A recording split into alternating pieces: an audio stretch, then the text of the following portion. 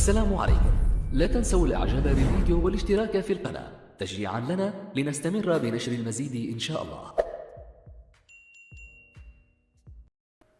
في خطوة دبلوماسية خطيرة تحمل أبعادًا سياسية واقتصادية وعسكرية تعكس مدى قوة الجزائر إفريقيًا ودوليًا، وكذلك خبرة وذكاء قيادتها برئاسة عبد المجيد تبون.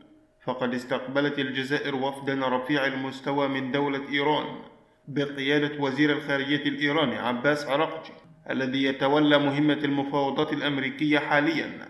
فقد بحث مع نظيره الجزائري أحمد عطاف في زيارة رسمية إلى الجزائر مختلف جوانب وأبعاد العلاقات التي تجمع بين البلدين، وبحث السبل الكفيلة لتقويتها وتعزيزها. كما ناقش الجانبان تطورات الأوضاع الأمنية في منطقة الشرق الأوسط بصفة عامة، وإلى مستجدات القضية الفلسطينية بصفة خاصة، لا سيما في ظل تواصل العدوان الإسرائيلي على الشعب الفلسطيني الشقيق في قطاع غزة. وفي لقاء مع رئيس الجمهورية الجزائرية عبد المجيد تبون، أشاد عراقجي بالمواقف الشجاعة والعادلة لنظام الجزائر بتوجيهات من رئيسها لنصرة الشعب الفلسطيني، لا سيما في مجلس الأمن الدولي طوال العام الماضي.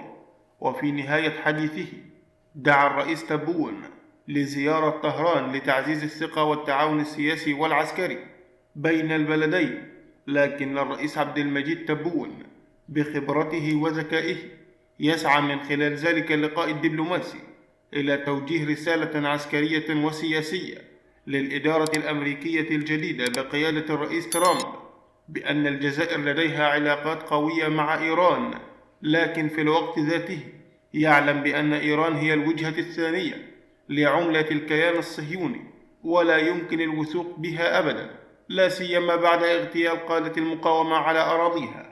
وفي الأخير شكرا لكم والسلام عليكم ورحمة الله وبركاته.